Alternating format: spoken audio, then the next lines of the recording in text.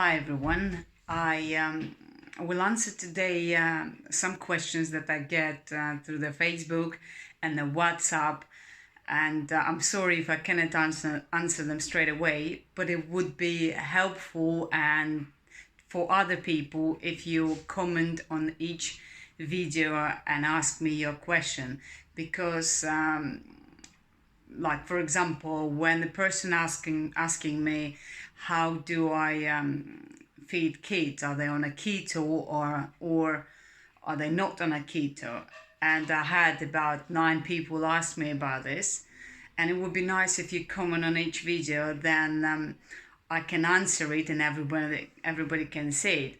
The same questions people ask about the collagen. So again, it would be nice if you comment under the video and I can answer for you too. So recently I've got questions about how do I feed my kids.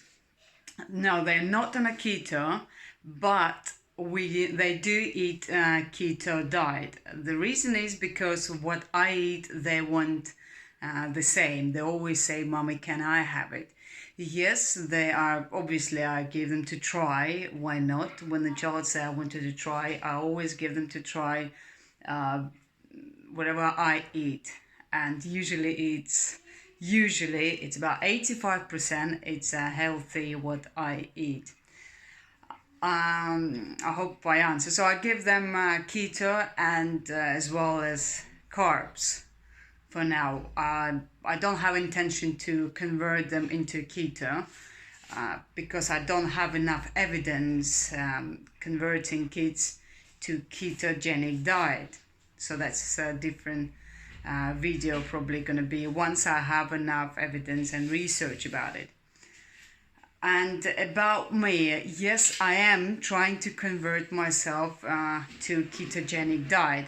At the moment, I find it sometimes really hard because there is lots of temptation, and sometimes I find it really hard because some food can trigger the insulin, which is, in my opinion, I would think, okay, if I will have a certain meal and they will, my ketones will be the same, and it turns out that my ketones drop after that meal, and that confuses me. So I try to kind of try it and see which food are causing the ketones drop and insulin spike.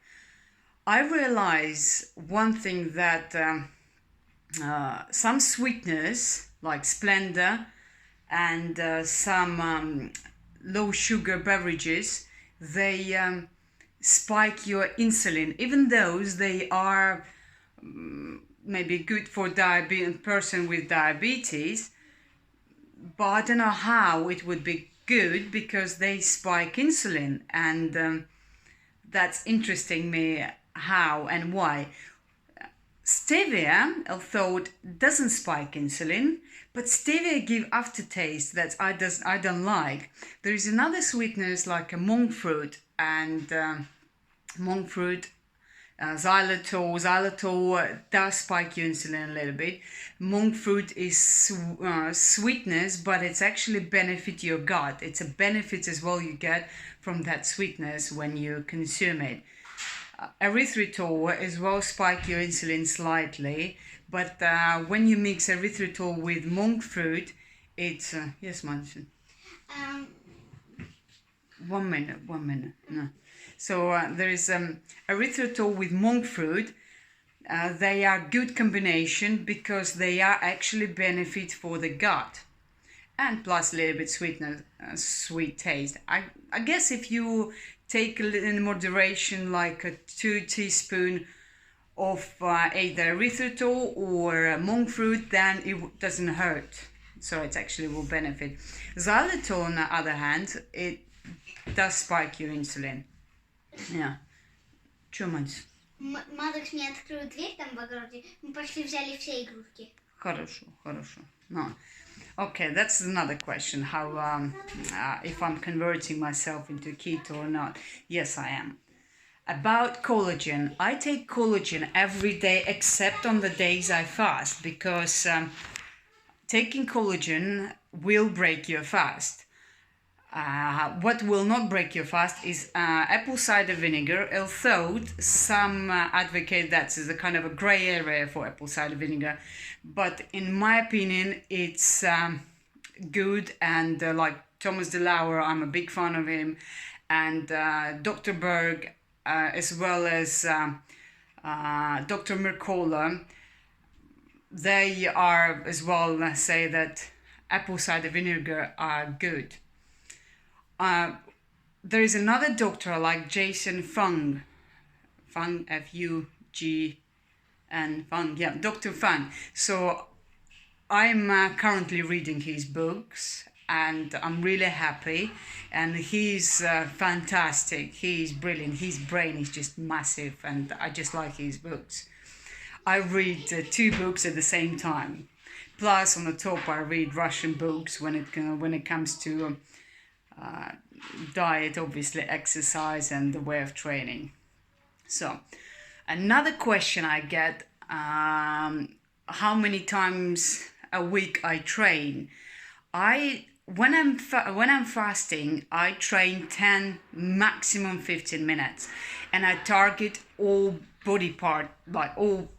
Basically, I would take 2-3 exercises for upper body, like let's say for shoulders and arms, and 2 exercises for abdominal area, and 2 exercises I would get for the lower body. About 30 to 50 reps, only 1 set. The reason is so that your lymphatic system are in a full workout.